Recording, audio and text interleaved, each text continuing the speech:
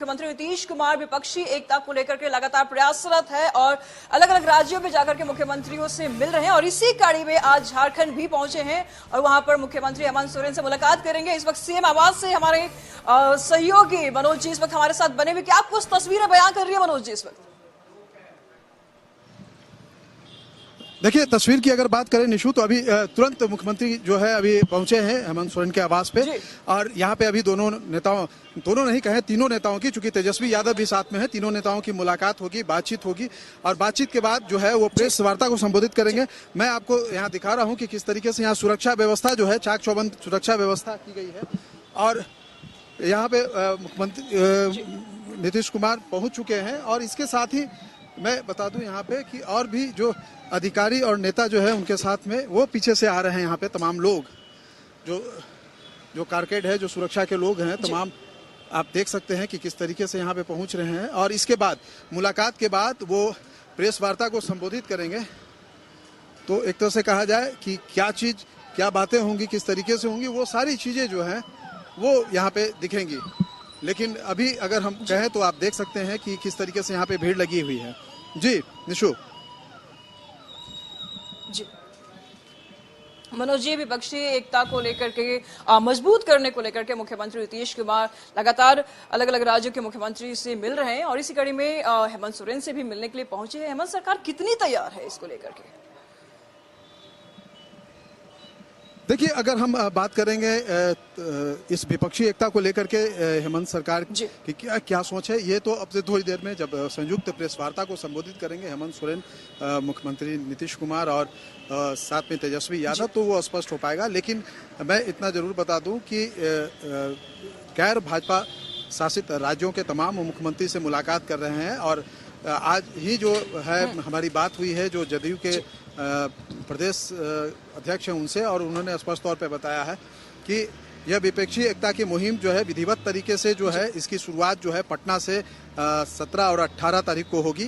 उसके पहले मुख्यमंत्री नीतीश कुमार कल जो है वो महाराष्ट्र जाएंगे, वहाँ पे भी मुलाकात करेंगे जो विपक्षी नेताएं हैं वहाँ पे तमाम नेताओं से। और उसके बाद 17 और 18 तारीख को तमाम नेताओं का, पूरे देश के नेताओं का जमावड़ा जो है वो पटना में होगा और वहाँ से एक जो विपक्षी एकता का जो एक मुहिम जो चला है वो एक आकार लेगा। तो एक तरह से कहा जाए ये एक अपने आप में एक जो कहा जाए नीतीश कुमार की जो पहल है वो 17 और 18 तारीख को स्पष्ट हो पाएगी कि वो किस दिशा और किस दशा में बढ़ेगी।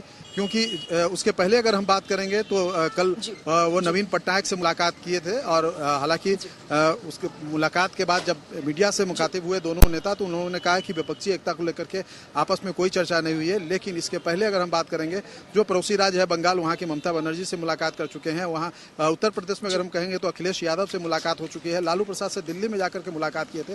तो एक तरह से कहा जाए तो ये लगातार ये सिलसिला चल रहा है और इस सिलसिला जो आकार लेने की बात है वो जो है आपको 17 और 18 तारीख को स्पष्ट हो पाएगा। जी विपक्षी एकता को लेकर के मुख्यमंत्री नीतीश कुमार लगातार प्रयासरत है और इसी कड़ी में आज झारखंड के मुख्यमंत्री हेमंत सोरेन से मुलाकात करने के लिए पहुंचे। हमारे साथ सहयोगी मनोज जी भी बने हुए हैं और साथ ही साथ संपादक अशोक मिश्र जी भी इस वक्त हमारे साथ हैं। अशोक जी, मुख्यमंत्री हेमंत सोरेन से नीतीश कुमार मिलने गए हैं, इस अभियान में गति देंगे हेमंत सोरेन? मिलने गए नहीं है, अब बातचीत हो रही है, दोनों नेताओं की मुलाकात हो रही है। चूंकि नीतीश कुमार हेमंत सोरेन से मिलने के लिए उनके मुख्यमंत्री आवास पर पहुंच चुके हैं। हमने सबसे पहले एक्सक्लूसिव तस्वीर दिखाई है अपने दर्शकों को कि देखिए किस तरह से नीतीश कुमार वहां पहुंचे हैं। उन्हें गार्ड ऑफ ऑनर दिया गया है और उसके बाद वो सीएम आवास पहुंचे हैं। वहां पे अभी बातचीत चल रही है हेमंत सोरेन और नीतीश कुमार के साथ में तेजस्वी प्रसाद यादव भी मुख्यमंत्री हैं। झारखंड में विपक्ष की ही सरकार है, यानी कि गठबंधन की ही सरकार है और उस गठबंधन की सरकार में हेमंत सोरेन के साथ यानी कि झारखंड मुक्ति मोर्चा के साथ कांग्रेस और आरजेडी भी पार्टनर है। 2019 का जो लोकसभा चुनाव हुआ था, झारखंड में कुल 14 सीटें हैं। उन 14 सीटों में 12 सीटों पर बीजेपी गठबंधन ने कब्जा किया था। 11 सीटें बीजेपी को आई थी और 1 सीटें उसको आजसू को आई थी, गिरिडीह की सीटें। दोनों में गठबंधन हुआ था, परिणाम यह हुआ था कि वहां विपक्ष का सुपरा साफ हो गया था। हेमंत सोरेन का जो गढ़ है, शिबू सोरेन जी का जो गढ़ है, वो दुमका से भी वो चुनाव वहां झारखंड मुक्ति मोर्चा हार चुकी थी और मात्र 2 सीटें, 1 सीटें राजमहल झारखंड मुक्ति मोर्चा ने जीता था और 1 सिंहभूमि सीट पर गीता कोड़ा जो मधु कोड़ा की पत्नी है वो कांग्रेस उम्मीदवार के रूप में चुनाव जीती थी। नीतीश कुमार का लक्ष्य है, यानी कि नीतीश जिस मिशन पर निकले हैं उसका एकमात्र लक्ष्य है कि जिन जिन राज्यों में बीजेपी को सबसे ज्यादा सीट आई है, अगर वहां विपक्षी एकता बनती है तो वैसी परिस्थिति में बीजेपी को नुकसान होगा। और झारखंड की 14 सीटों में अगर आप बात करें, भले जदयू का भी वहां पे कोई सीट नहीं है, जदयू की विधानसभा में भी कोई हैसियत नहीं है, यानी कि राजनीतिक जमीन की अगर बात करें तो जदयू कोई मजबूत स्थिति में नहीं है। लेकिन नीतीश कुमार हैं, नीतीश कुमार अपने जाने से पहले उन्होंने खीरू महतो को राज्यसभा का सदस्य बना दिया, जो जदयू के प्रदेश अध्यक्ष हैं। तो नीतीश कुमार का लक्ष्य यही है कि किसी भी कीमत पर बीजेपी को रोकना है।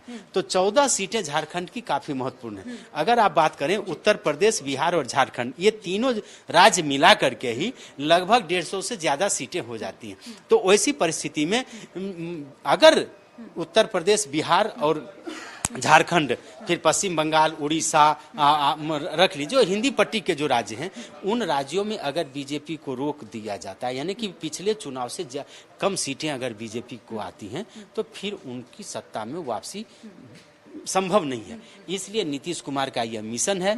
और हेमंत सोरेन भी बीजेपी के खिलाफ हैं। तो आपने जो कहा कि गति देंगे, क्यों नहीं देंगे? अगर 2 दुश्मन मिल जाते हैं एक साथ तो वो दोस्ती हो जाती है ना। तो ये वहां पे झारखंड में ये स्थिति है कि शिबू सोरेन और हेमंत सोरेन का दुश्मन भी बीजेपी है, नीतीश कुमार का भी दुश्मन बीजेपी है, आरजेडी का भी दुश्मन बीजेपी है और कांग्रेस का भी दुश्मन बीजेपी। तो वैसी परिस्थिति में यहाँ पे विपक्षी एकता को मजबूत करने में नीतीश कुमार को बहुत ज्यादा परेशान नहीं होना पड़ेगा। बिल्कुल सही कहा आपने कि 2 दुश्मन अगर मिलते हैं तो दोस्त बन जाते हैं और दोनों मिलकर के तीसरे जो दुश्मन है उनको हराने काम करते हैं। अशोक जी, हमारे साथ सहयोगी मनोज जी भी बने हुए, उनसे भी ताजा अपडेट ले लेते हैं। आप सीएम आवास पर हैं मनोज जी, क्या कुछ ताजा तस्वीरें बयां कर रही है इस वक्त की? देखिए निशु, ताजा तस्वीर ये बयां कर रही है कि मुख्यमंत्री नीतीश कुमार यहाँ पहुंच चुके हैं और हमने वो तस्वीरें दिखाई कि किस तरीके से पहुंचे। उन्होंने अभिवादन भी किया और यहाँ पे आप देख सकते हैं कि उस मुलाकात के बाद यहाँ पे तीनों नेता जो है वो आएंगे। मुख्यमंत्री नीतीश कुमार, मुख्यमंत्री हेमंत सोरेन, तेजस्वी यादव और ललन सिंह, ये सारे नेता यहाँ पे बैठेंगे और उसके बाद प्रेस वार्ता को संयुक्त रूप से संबोधित करेंगे। तो क्या बातें हुई, किन मुद्दों पे चर्चा हुई और उसमें आगे क्या कुछ होगा, इस प्रेस वार्ता में वो स्पष्ट हो पाएगा। आप देख सकते हैं तमाम जो यहाँ पे मीडिया कर्मी हैं वो पूरी तरीके से तैयार है, इस बात का इंतजार कर रहे हैं कि कब बात और मुलाकात का जो दौर है वो खत्म हो और लोग यहाँ पे आए। सुरक्षा को लेकर के अगर हम बात करेंगे तो सुरक्षा को लेकर के भी काफी तगड़ा बंदोबस्त यहाँ किया गया है। तो एक तरह से कहा जाए कि सारी चीज़ें जो हैं अब निर्भर करती हैं कि बातचीत में क्या कुछ आता है। जैसा कि मैं अगर झारखंड के राजनीति की अगर हम बात करेंगे तो इसका दूरगामी प्रभाव पड़ेगा और इसको लेकर के जो है सियासत यहाँ तेज होगी। इसलिए तेज होगी कि यहाँ पे अगर अभी हम बात करेंगे तो महागठबंधन की सरकार है जिसमें जेएमएम और कांग्रेस के साथ साथ आरजेडी भी शामिल है। और सियासत पर इस मुलाकात का दूरगामी प्रभाव पड़ेगा, कैसे पड़ेगा? जी, दूरगामी प्रभाव इसलिए पड़ेगा कि अगर हम यहाँ लोकसभा के सीटों को देखते हैं तो लोकसभा का जो सीट है उसमें से 12 सीट जो है वो बीजेपी के पास में, 1 कांग्रेस, 1 जेएमएम के पास में है। तो ये आने वाले अगले वर्ष जो है लोकसभा का चुनाव होना है, उसके जस्ट बाद जो है यहाँ विधानसभा का भी चुनाव होना है। और विधानसभा के चुनाव की अगर हम बात करेंगे तो यहाँ 81 विधानसभा है और फिलहाल जो है 50 की संख्या जो है विधायकों की, उनके सहयोग से जो अभी महागठबंधन की सरकार चल रही है। तो एक तरह से कहा जाए अभी 3 लोगों की जो है सदस्यता को लेकर के जो है विधानसभा के न्यायाधिकरण में सुनवाई चल रही है, जिसमें बाबूलाल मरांडी है, उसके अलावे प्रदीप यादव है, बंधु तिर्की की हालांकि सदस्यता जा चुकी है, लेकिन ये 2 लोगों की सदस्यता को लेकर के अभी उस पर जो है चर्चा होनी है। इसके अलावे अगर हम बात करेंगे तो यहाँ पे अभी ठीक है मनोज जी, यही सवाल हम संपादक अशोक मिश्र जी से भी पूछते हैं कि ठीक है इस मुलाकात का असर झारखंड की सियासत पर पड़ेगा, क्या बिहार के भी सियासत पर पड़ेगा अशोक जी इस मुलाकात का असर? बिल्कुल, देखिए कई ऐसी सीटें हैं खास करके जो झारखंड का सीमावर्ती इलाका है जमुई का इलाका आप कर लीजिए या झारखंड से सटे हुए जो इलाके हैं, जो लोकसभा सीटें हैं, अगर झारखंड मुक्ति मोर्चा विपक्षी गठबंधन में आता है तो इसका असर पड़ेगा। और दूसरी बात है कि इसका संदेश जाएगा। बीजेपी के खिलाफ जब विपक्ष एकजुट होगा तो उसका कहीं न कहीं मतदाताओं पर भी असर पड़ेगा। दूसरी बात है कि जो वैचारिक समानता है वो नीतीश कुमार हेमंत सोरेन के बीच लगभग एक समान है और उनके मतदाता भी उसी के। तो ऐसी परिस्थिति में विपक्ष अगर एकजुट होता है तो इसका असर पड़ेगा। इसका अगर लोकसभा की सीटें घटती हैं बीजेपी की तो इसका असर केंद्र की राजनीति पर पड़ेगा। और लोकसभा की सीटें अगर बीजेपी की घटती हैं तो 2024 में ही झारखंड में विधानसभा का चुनाव होना है। तो ऐसी परिस्थिति में जो पार्टी यहाँ एक साथ अगर आएंगी, पिछले चुनाव में आप याद करिए कि नीतीश कुमार अलग चुनाव लड़े थे, वहां इस बार विधानसभा का चुनाव हो या लोकसभा का चुनाव हो, अगर नीतीश की पार्टी भी उसमें मिलती है, आरजेडी भी साथ है, कांग्रेस भी साथ है, तो विपक्षी पार्टियां अगर एकजुट हो जाती है तो कहीं न कहीं इसका लाभ मिलेगा। और यही इसका दूरगामी असर होगा कि अगर विपक्षी एकजुटता कायम रहती है तो आने वाले दिनों में बीजेपी के लिए एक संकट की स्थिति उत्पन्न होगी। चूंकि विपक्ष जब विभाजित रहता है तभी उसका लाभ बीजेपी को मिलता है, या सत्ताधारी दल को लाभ तभी मिलता है जब विपक्ष में एकजुटता नहीं रहती है। तो वैसी परिस्थिति में आप कह सकते हैं कि इसका असर पड़ेगा।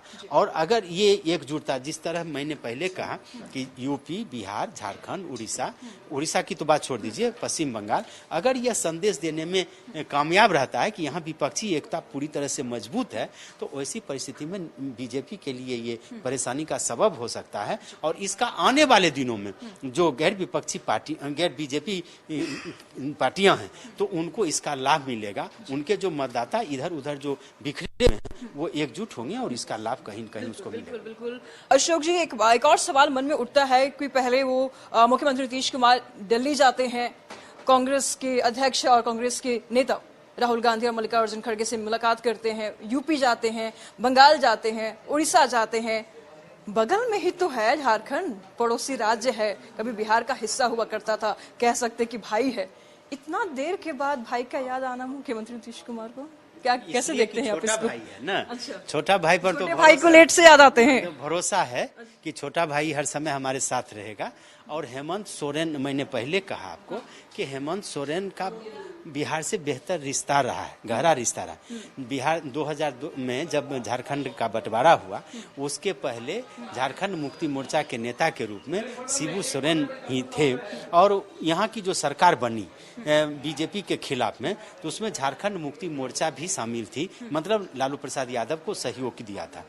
और जहाँ तक आपने कहा, इसलिए कि झारखंड से तो जहाँ अपनी सरकार है, यहाँ यानी कि महागठबंधन की सरकार है, झारखंड में कांग्रेस और आरजेडी दोनों शामिल है सरकार में, इसलिए वो अलग सरकार नहीं है। आप नीतीश कुमार जहां कहीं भी विपक्षी एकता को मजबूत करने के लिए जहां कहीं भी दौरा किया, तो वहां दूसरे सरकार, मतलब महागठबंधन की सरकार नहीं थी। अरविंद केजरीवाल कौन है? आप हैं, वो अभी महागठबंधन में शामिल नहीं है, विपक्ष है, लेकिन वो कांग्रेस और आरजेडी के साथ नहीं। आप उड़ीसा के ले लीजिए, नवीन पटनायक हैं, वहाँ कौन शामिल है? तो वो अकेले हैं, बीजू जनता दल है वहाँ पे।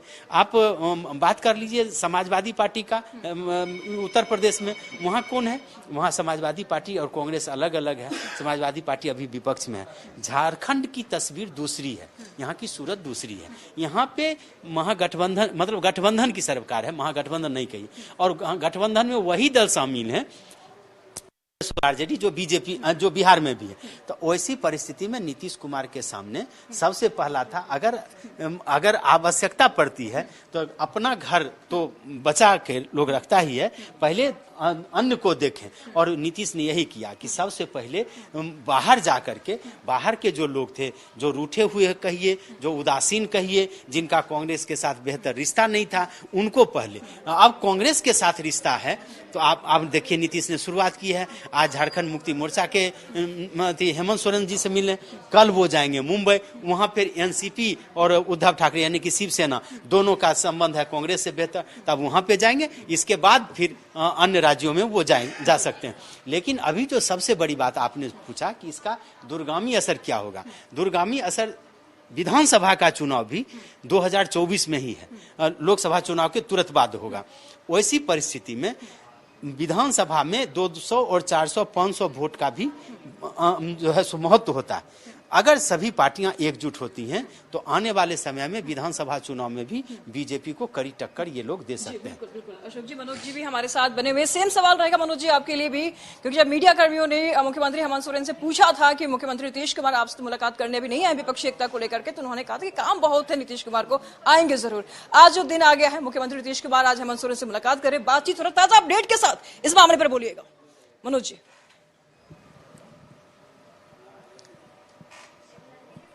इसका बेहतर जवाब इस महागठबंधन में शामिल नेताओं से अगर हम करें तो वो ज्यादा बेहतर देंगे। अभी आरजेडी के जो पूर्व प्रदेश अध्यक्ष है अभय सिंह, वो अभी हमारे साथ में है। अभय जी, अगर हम बात करेंगे कि विपक्षी एकता की अगर बात होती है तो नीतीश कुमार यहाँ काफी विलंब से आए हैं, आखिर वजह क्या है? दूसरी बात यह है कि इसका देश की राजनीति पर और झारखंड की राजनीति पर आज की मुलाकात का क्या असर? देखिए, यहाँ देर से आने की बात नहीं है। ये झारखंड बिहार तो शुरू से एक रहा है और सर्वविदित है कि झारखंड और बिहार शुरू से एक रहा है और एक रहेगा। इसीलिए यहाँ लेट से आए हैं और अभी तो शुरुआत है, अभी लेट नहीं कहिए। अभी तो चूंकि अभी कल उड़ीसा गए हैं, इसके पहले आपका बंगाल गए, बंगाल के बाद आप यूपी गए, दिल्ली। इसके पहला प्रकरण में यूपी थे, दिल्ली थे और अन्य जगह थे। तो यहाँ चूंकि पहले ही से मानते थे कि झारखंड जो है ये अपना है, बिहार का पार्ट है, तो इसको शुरू से मान कर चल रहे थे कि इसका असर क्या पड़ेगा? अगर हम बात करेंगे झारखंड की राजनीति पर, हम बात करेंगे देश की राजनीति। देखिए, जिस तरह विपक्षी एकता बनी रही तो आने वाला दिन में निश्चित तौर पे मोदी जी विपक्षी एकता से जितना घबराए हुए हैं, ऊपर से दिखावे के लिए भरे कह रहे हैं कि कुछ नहीं होने वाला है, मगर जो बीरा नीतीश जी और हमारे नेता माननीय लालू जी और डिप्टी सीएम तेजस्वी जी ने जो उठाया है, ये आने वाला कल का परिणाम है। आगे आने वाला दिन में ये परिणाम दिखेगा कि ये जो कार्य कर रहे हैं ये देश को दिशा देने वाला कार्य, देश को दिशा देने वाला है। निशु, जैसा मैं बता रहा था आपको कि झारखंड की हम बात करेंगे तो झारखंड में लोकसभा और विधानसभा का चुनाव जो है अगले साल दोनों है। बहुत ज्यादा दिन का अंतर नहीं होगा, 6 महीने के अंदर में दोनों चुनाव होने हैं अगले साल में। तो ऐसी स्थिति में अगर महागठबंधन का स्वरूप बनता है, उसमें जदयू भी शामिल होता है। हालांकि जदयू की बात हम करेंगे तो यहाँ कोई जनाधार नहीं है उसका। अगर वोट बैंक की बात करेंगे तो उससे हेमंत सोरेन को बहुत विशेष फायदा नहीं होने जा रहा है। लेकिन एक मैसेज जो होता है कि महागठबंधन के लोग साथ में हैं, तो उसका एक असर होगा कि हाँ भाई, एक पार्टी का और सपोर्ट मिल रहा है। लेकिन अगर हम विपक्ष की अगर हम बात करेंगे तो उनपे एक मतलब बीजेपी की अगर हम बात करेंगे तो बीजेपी पर इसका एक प्रतिकूल असर पड़ेगा। उनपे एक मनोविज्ञान ये होगा कि भाई यहाँ पे जो नीतीश कुमार, बिल्कुल आपने सही कहा मनोज जी कि इस मुलाकात का जरूर असर पड़ेगा झारखंड की सियासत पर और साथ ही साथ बिहार की सियासत पर। फिलहाल शुक्रिया आपका और अशोक जी आपका भी इन तमाम जानकारियों के लिए।